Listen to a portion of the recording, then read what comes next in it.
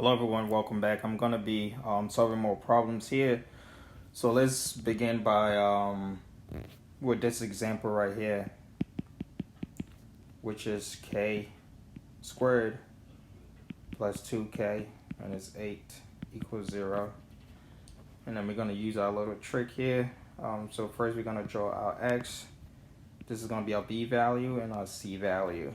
The b value is going to go in the bottom, which is 2, and c value goes on the top, which is negative 8. And then we're going to actually solve what number are you going to multiply to get a negative 8, but when we add, we're going to get a positive 2. And those two numbers will be 4 and negative 2. So then we're going to set up, we're going to try to find our two values by setting up k plus 4 equals 0. And that'll be k equals negative 4.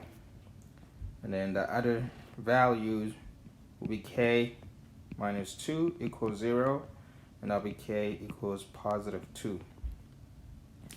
Another way to kind of, determine whether this is actually the correct answer is by plugging negative 4 and negative 4 and positive 2 back into the equation to see whether it's going to equal 0.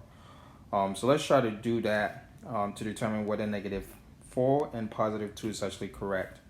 So we're going to do this by setting up, plugging negative 4 into the equation.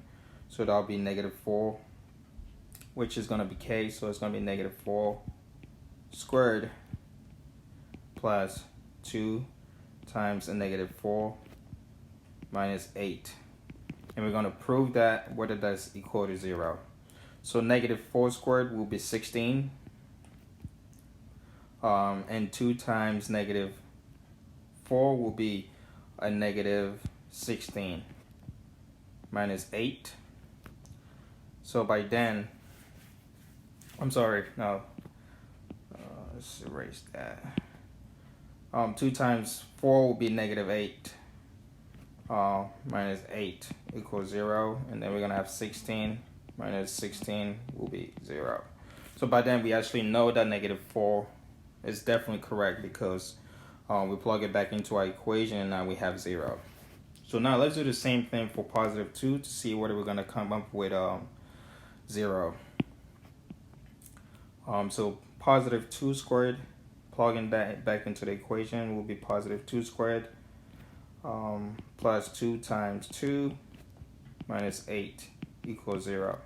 So positive 2 squared will be 4 plus 2 times 2 will be 4 minus 8. And then we have 8 minus 8, which will be 0. So now we know for sure positive 2 is also a correct answer. All right, let's do more problems here. So I'm going to go ahead and erase this. Now for the next one, if you want to challenge yourself a little bit more, what you can do is kind of pause the video once I write the equation down to see whether you can solve it and come back to see whether you actually get it right. So a second example here with 3b squared plus 4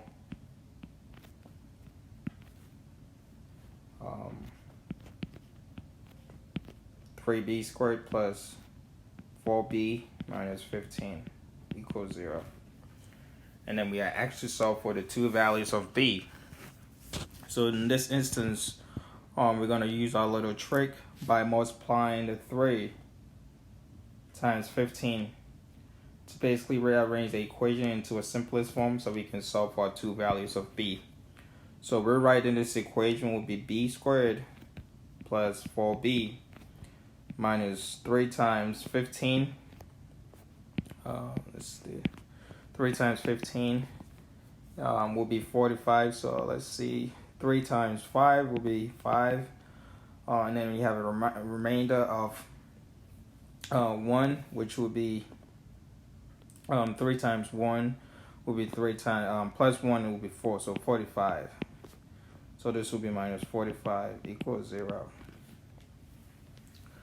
All right, now what we can do is the same approach. We're going to write our x and this is going to be our B value and our C value. So the C value is going to go on top, which is negative 45, and the B value is going to go in the bottom, which is 4. So here again, we're going to ask ourselves what number are we going to multiply to get positive 4. What number are we going to multiply to get a negative 45, but when we add, we're going to get a positive 4. And those two numbers will be 9 and negative 5. So then we can rewrite this. We can solve for B by writing B plus 9 equals 0. And then we have our second value as B minus 5 equals 0. So this is essentially what we have to do to go back into our original equation. So remember that we multiplied 3 times 15 to get 45. Now we actually have to divide by 3 in order to get back to our original equation. And we do that by essentially dividing the value by 3. So in doing so, we can kind of solve this equation by rewriting this as B equals negative 9 divided by 3, which will be B equals negative 3. And on the right hand side, when we divide this value by 3, we can find B as equals to 5 divided by 3. So these two values will be our answer. B equals negative 3 and B equals 5 divided by 3. All right, let's do another example. So I'm going to erase this. Let's see.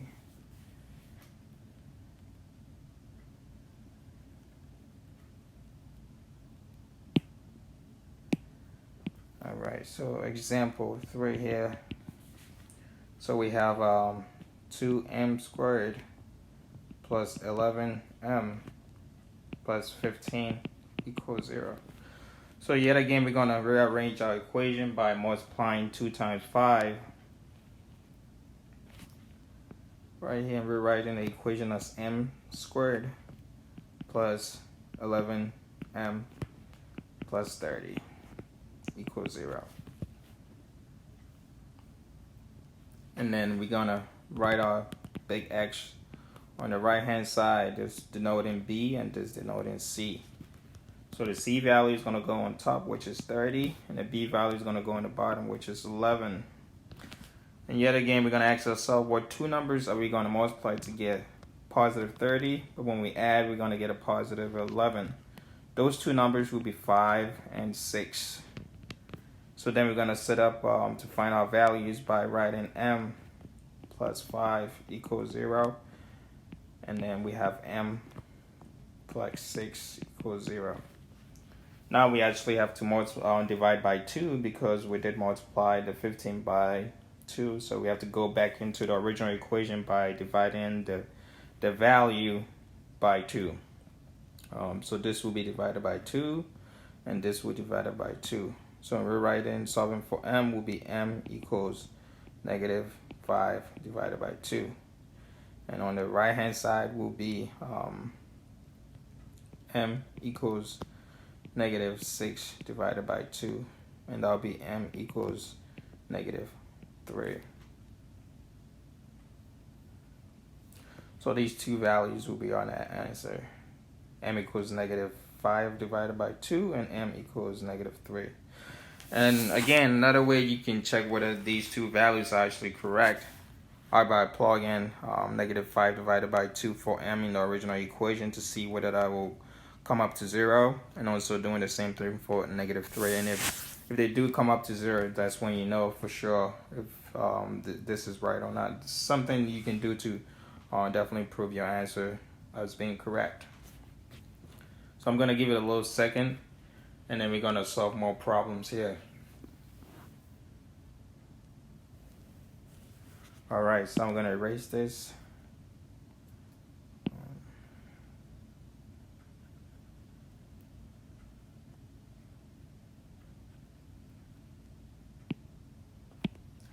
All right, another example here will be 5 x squared plus 12r, 12x plus 4 equals 0. So again, we're going to multiply 5 times 4 in rearranging this equation into its simplest form so we can solve our two values. So rewriting this will be x squared plus 12x plus 20 equals 0. And then we're going to write our big X here, this being our B value, and this being our C value. C value will go on top, and the B value will go on the bottom. And again, we're going to ask ourselves, what two numbers are we going to multiply to get 20, but when we add, we're going to get 12. And those two numbers will be 10 and 2. Because when we multiply 10 times 2, we get 20, and when we add 10 plus 2, we get 12. So when we write this equation to solve our two values, will be x plus 10 equals 0, and then we have x plus 2 equals 0. Now we're going to divide our value by 5 in order to get back to our original equation. So it's going to be 10 divided by 5 and 2 divided by 5. And in solving for x on the right hand side will be x equals a negative 10 divided by 5. And that will break down to negative 10 divided by 5 will be a negative 2. And on the right hand side will be x equals negative 2 divided by 5. So these two will be our answers. X equals negative 2 and x equals negative 2 divided by 5.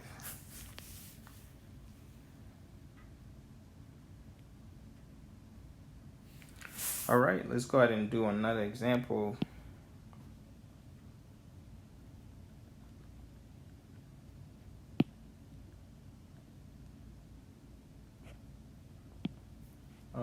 And that will be 5 p squared minus 14 p plus 8 equals 0. So again, we're going to multiply 5 times 8 in order to simplify this equation. Rewriting it, we're going to get p squared minus 14 p plus 40 equals 0. And then we're going to write our big X on the right hand side, this being our B value and this being our C value. C value will go on top, which will be 40, and B value go on the bottom, which will be negative 14. Then we're going to ask ourselves, what two numbers are we going to multiply to get positive 40, but when we add, we're going to get a negative 14. And those two numbers are negative 4 and negative 10. Because when we multiply negative 4 and negative 10, we get 40. And when we add it, we get a negative 14. So we're going to set up to find out two values of p by writing the p minus 4 equals 0. And then p minus 40 equals 0. And then we're going to divide our two values here by 5 in order to get back to our original equation. So it's going to be negative 4 divided by 5 and negative 10 divided by 5. So solving for p on the left hand side will be p equals positive 4 divided by 5. And on the right hand side will be p equals positive 10 divided by 5. And simplifying this further, 10 divided by 5 will be 2. So it's going to be p equals 2. So our answers will be p equals negative 4 divided by 5 and p equals a positive 2. P equals positive 4 divided by 5. and P equals 2. Those will be our answers. Alright, this is going to conclude our second session. I'm going to put out more videos coming up soon.